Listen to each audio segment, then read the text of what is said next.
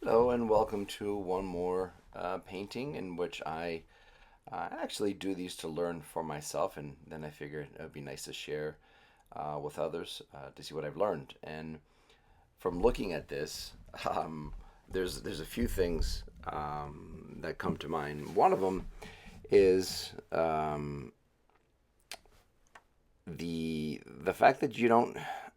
So I like to draw with my brush. I don't like to do a pencil sketch, then transfer it, and it just loses all the life. So I want to capture a feeling, and I move rather quickly, and it's okay. I allow myself the possibility of making mistakes. So looking at it like side by side, I did not have the cat. I had it on the computer, so I was looking to the left.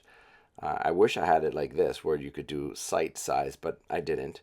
It's okay because what it's teaching me is that um, it is all right to not be so precise because it's not really a portrait, right? We're 1 millimeter off, and then you're going to tell that it's not the person. In this case, I was trying to just get the values right, and the shapes and the size, more or less accurate. Um, what I've learned, well, in this stage, and I want to folks that are starting out. Um, Typically, I like to use a little bit more paint, but at the beginning, I like to use some kind of solvent. In this case, I think I had Liquin or some other gambling type of brand around, but it allows me um, the ability to draw basically with my brush. So it's much more fluid, and but you have to be careful with that because if it gets too liquidy, then it's hard to do a la prima, which is what this is, which means that all the paint goes down at once. And the beautiful thing about it is the edges blend, but you have to practice a lot because many times it can become a big old mess. So you just have to take care of your edges, and you don't see it, but there's a rag off camera that I'm wiping the paint off.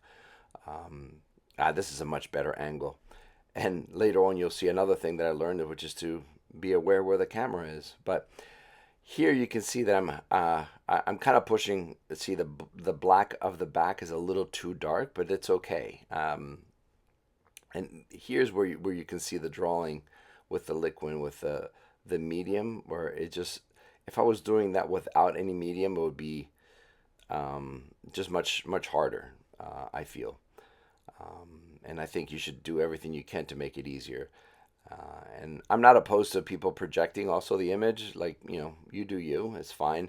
I like to, keep in the practice of drawing, and so I don't lose it.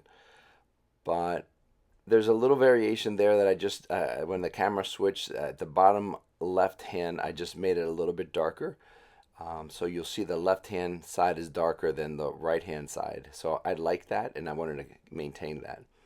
With the brush there, I'm drawing the tail. Um, oh, and this is the other thing I learned, which is that I completely ignored the camera and I just got into the painting, and I thought it was hilarious, so I left it in here. But another thing to learn is be aware where the camera is.